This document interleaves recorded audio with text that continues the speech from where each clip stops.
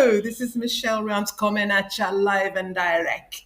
Well, I'm not going to do the reggae dance hall thing right now, but I might do that in another podcast at another time.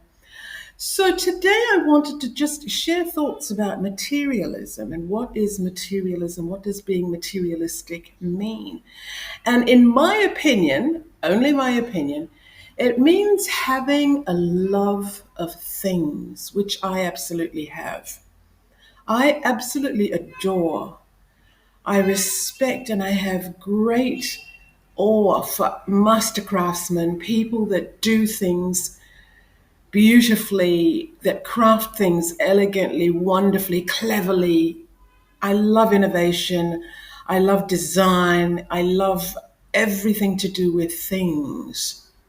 Now, I'm not a consumer. I don't need to buy all those things. I don't have to have them. I don't look at them and think, oh, I want that. I never do. I just admire and adore, absolutely love what I see. I've always been that way. So I consider myself quite materialistic in that I have this massive appreciation for things without a need to have them, without a desire to have them in my home. I don't want to look at them all the time. Some of the things I've been thinking about have been in my past. Now, I recalled when I was a very, very young child, that in itself being a feat, considering that I was around in the Jurassic period. And I recall eating breakfast out of a bowl. And I thought that bowl was gorgeous. I can vividly remember what it looked like. It had a flat bottom. It was round with a flat bottom. And the sides of the bowl were like a little wall. It went around the bowl, and there was a little lip on it as well. And there were bunnies all over it, beautiful bunnies hand painted all over it. So I thought, I'm going to find that and I'm going to get some of those bowls just to remind me of my childhood and just because they were so beautiful and the memories are great. Well, they're Royal Dalton bunnykins. It's going to cost me hundreds of dollars to buy them. Amazing. And to think that that was the quality that we had as children. And we were a very middle class family. You know, we were just average in Australia in the 60s. And that was normal. That type of thing, I think, was very normal, was very ordinary, beautiful, beautiful things to eat off. Our cutlery was real. And then I remember when my son was born, some 20 years later, we got him a beautiful stainless steel set of cutlery for children. It was just, small knife, a small fork, a small spoon for little hands. And it was just beautifully made. And it was a good brand. And, that was the type of thing. And then I have to say, I do pity children in the sort of, well, I guess not really super modern era. I don't really know what children are eating off these days, but in the sort of post-modern era, pre-modern era, I should say, where they grew up on Disney melamine. I mean, how gut-wrenching is that? I mean, there's just no soul to that, is there? There's no... what memory could you have of Disney melamine? Oh, actually just horror, chills of horror up and down my spine. Let's go back to what we used to do and what we had that was beautiful. You don't have to turn back the hands of time and become archaic, but beautifully crafted things that meant something, that mattered, that were heirlooms, that were passed down.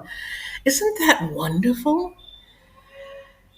On the same note, I'm recalling things that we ate and drank, and something that popped into mind was, it's miraculous actually that we made it to adulthood, to be honest. But in Fiji, there was a trend, and it was the Tang trend. Yes, Tang, capital T-A-N-G, Tang, as in tangy. And Tang came in, I must say, a very lovely glass jar, really beautifully styled, unusual, fabulous for storage. And I know that my mum and family used them for storing stuff For years, the Tang jars were beautiful. However, the original contents were, wait for it, orange colored crystalline chemical powder and sugar. And what you did with this was you took a teaspoon or two, or three or four, and you mixed it with water and you made a big jug of fake orange juice. It had a citrus taste, so you felt like you were drinking orange juice and it was orange. But oh my God, why? Why? I have never seen it again, and I'm wondering if it was outlawed. I mean, it had to be a killer. I mean, it was just pure chemical. But yes, that was a trend. And we drank that consistently for a number of years. Fortunately, my mother counterbalanced that with a fabulous diet of natural, fresh fruit, vegetables, meat, etc., fish, everything that we had in the islands. But yes, we consumed Tang. So I would like to encourage you today to dance. Just turn on some music, even if you just do it now, or just do it after this podcast, or even just do it to the music that I'm going to play, which is going to be an original, and it's Unu Unu Mai. I wanted to put Golden Ring because that's kind of a materialistic type thing. But I thought, no, we're going to dance. So I'm going to put Unu Unu Mai, which is a Tongan song. It was first released, it was written by Vic Malo, a fabulous Tongan singer-musician. And he released it in the 70s, and it was banned in Tonga because it's got suggestive lyrics, apparently. So, some 30 years or more later, I cover it. And guess what? It's banned again. But fortunately, DJs play it, and it got some good club play. So enjoy my version of Unu Unu Mai. Hey, get up and just dance. Just move your body, twist your back, get those legs moving, move the hips, put your arms, wave your arms in the air, and just do that. Even if it's just once a day for 4 to 5 minutes, just do it. You're not going to believe how good you feel. Sending you lots and lots of love. Oh no, no, my, oh no, my, yeah.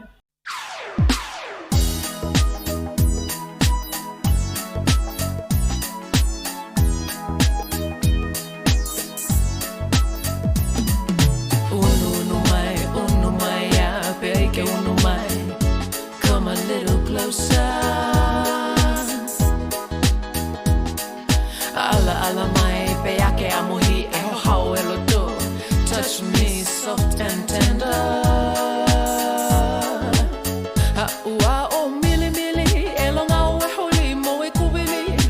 Make my heart surrender.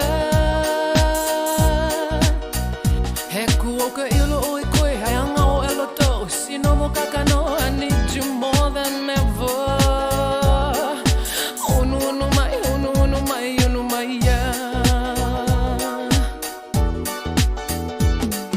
Tokoto hifohe, okuta faki, keta mafana, lie down here beside me. Kauka fafa atukisi usino, koi ha holodo. Let your feelings guide you.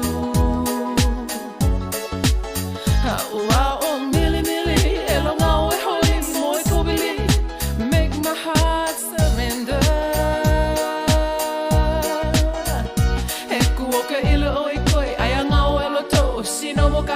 I need you more than ever. Unu unu mai, unu unu mai, unu mai ya.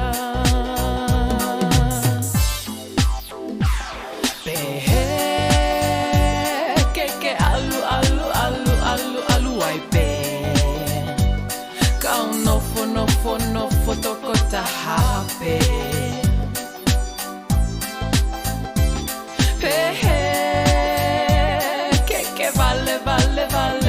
Vale ai pe.